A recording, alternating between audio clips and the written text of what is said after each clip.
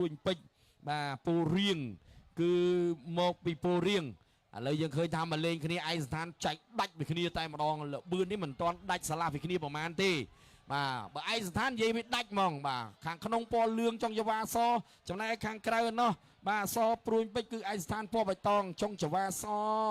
ប៉ុន្តែឥឡូវខាងក្នុងនេះល្អណាស់អន្ទង់សមានជ័យបារមីលោកតាឯកបាទកំពុងតែដកបាយលបឿនដកលឿនទៅបាទដកហើយអត់ឲ្យមានការសង្ស័យទេត្រូវតែឡើងហើយបាទដកឆ្ងាយទៅនេះដកមកកោះទំពក់បាទកាលណាมันដាច់អញ្ចឹងនៅសល់4 5ខ្ទង់ខាងក្រោយហ្នឹងពាក្យបច្ចេកទេសគេហៅថាឈ្នះមួយកោះទំពក់បាទចាញ់មួយកោះទំពក់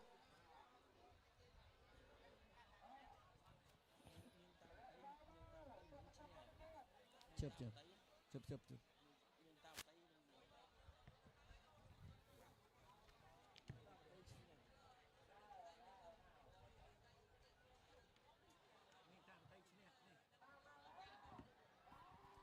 បាទឥឡូវសូមមកកែសម្រួលបន្តិចបាទនាង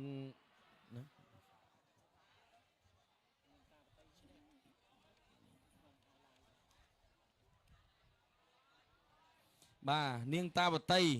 បាទជាមួយនឹងសវណ្ណបាទ PK សោមាទេវីអង្គរពោពេជ្រគឺនាងតាវតីត្រូវហើយបាទមិញឈ្នះបាទទទួលបានជ័យជំនះនៅជើងទី1ប៉ុន្តែរងចាំជើងទី2បាទអរគុណណាស់បងអូនបាទរិនរតនៈបាទជាអ្នកដឹកនាំមកជាមួយនឹងបងលោកពូដែលជាចំណោះទូកបាទចូលរួមមកអ៊ំប៉ណ្ណាំងនៅទីនេះបាទនាងតាវតីមិនដែលខានទេចូលរួមគ្រប់សកម្មវិធីគ្រប់សរសៃវៀនហ្នឹងបាទខេត្តកណ្ដាលវាអែមបាទលើមកដល់វិជ័យរាំងសីសាច់កណ្ដាលពុកកសីទៀតបាទឥឡូវយើងបន្តបាទទស្សនានៅការអ៊ំប៉ណ្ណាំងជាបន្តគូទី30អូហូយភ្នំស្រុកបាទភ្នំស្រុកសេនាធិបតីបារមីតេជោបាទអរគុណណាស់បាទបងដែលជាថ្នាក់ដឹកនាំបាទរបស់ទូកភ្នំស្រុកគឺឯកឧត្តមបាទហែមសវណ្ណបាទដែលបងលោកជំទាវបានឧបត្ថម្ភណាទឹកសុទ្ធ200យួរដល់គណៈកម្មការរៀបចំនិងថវិកា2លានដល់ខ្ញុំជាមួយលោកគ្រូបាទអរឥឡូវខ្សែទឹកខាងក្នុងភ្នំស្រុកចំណែកខ្សែទឹកខាងក្រៅមកជុលពេជ្រតេជោសែនជ័យមកពីព្រែកអញ្ជែងបាទលេងគ្នាម្ដងមើលបាទអ្នកកោះសតិនជាមួយនឹងអ្នកព្រែកអញ្ជែងមកកពូលឥឡូវយើងឃើញថាខ្សែទឹកខាងក្នុងល្អណាស់ភ្នំស្រុកសេនាធិបតីបារមីតេជោដកហើយអ្នកមកជុលពេជ្រតេជោសែនជ័យអត់មិនទេអ្នកព្រែកអញ្ជែងជើងទី2ជើងទី1បាទដកហើយដកមែនទេដកហើយឥឡូវភ្នំស្រុកមិនដាច់ទេលបឿនដូចគ្នាមិនដាច់ទេបាទសំជូនលទ្ធផល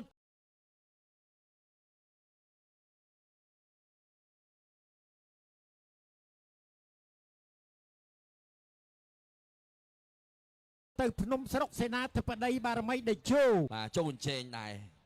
បាទខ្ញុំចាំឥឡូវឲ្យតែលឺទៅវត្តអញ្ជែងខ្ញុំស្គាល់ហើយបាទឥឡូវយើងឃើញហើយបាទទទួលបាននៅលទ្ធផលល្អហើយអូយ៉ាងម៉េចហើយបាទសូមកុំបង្កបាទគេហៅថាហិង្សាឬក៏ការមិនពេញចិត្តណាមួយ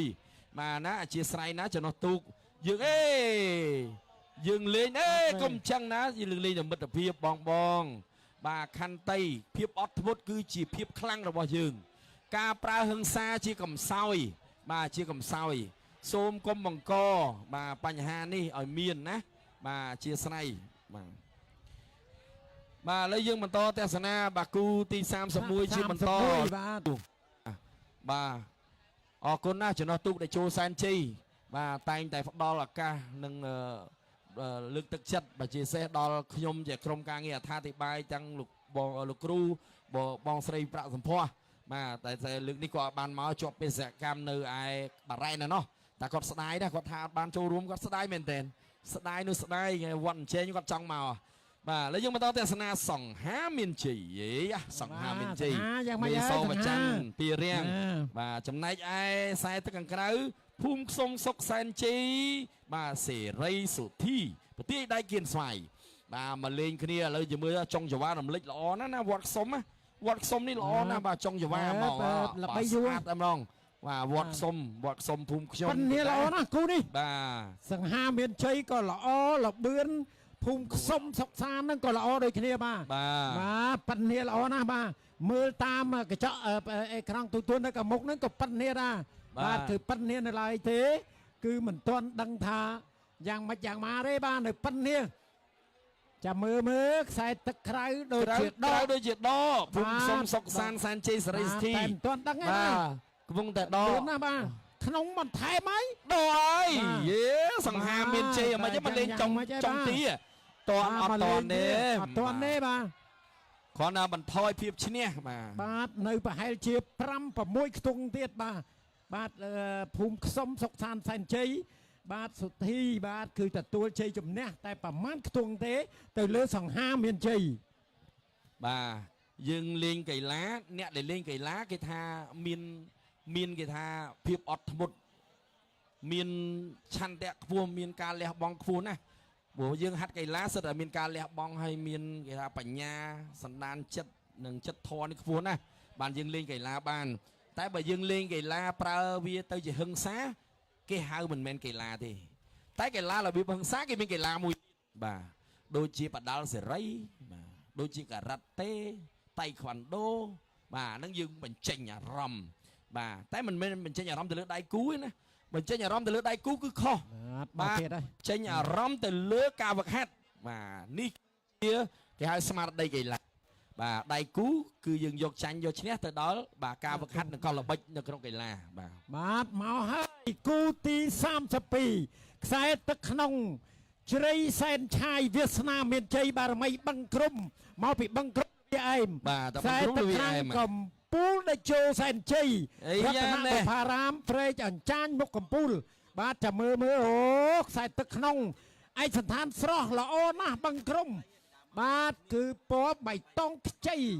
លំអទៅដោយចុងចង្វាពណ៌សក៏ល្អទៅដោយលបឿនដែរចំណែកឯកំពូលដែលចូលសែនជ័យបុប្ផារាម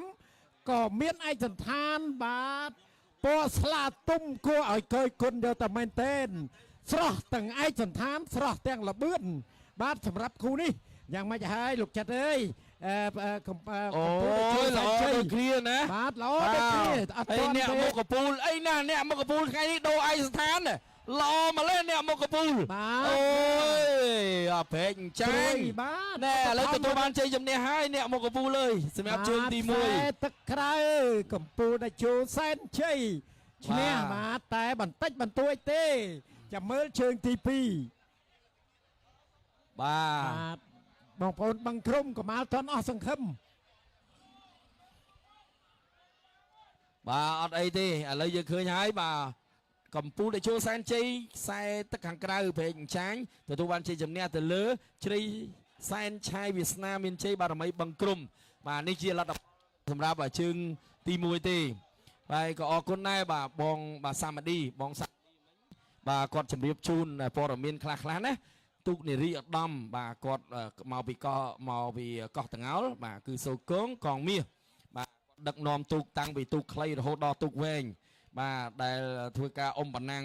បាទតាំងពីយូរហើយក៏ដឹកនាំរហូតបាទមកដល់ពេលនេះហើយទូកនេះមានឈ្មោះបាទយូរហើយបាទមើលតាំងពីយូរលងណាស់មកហើយ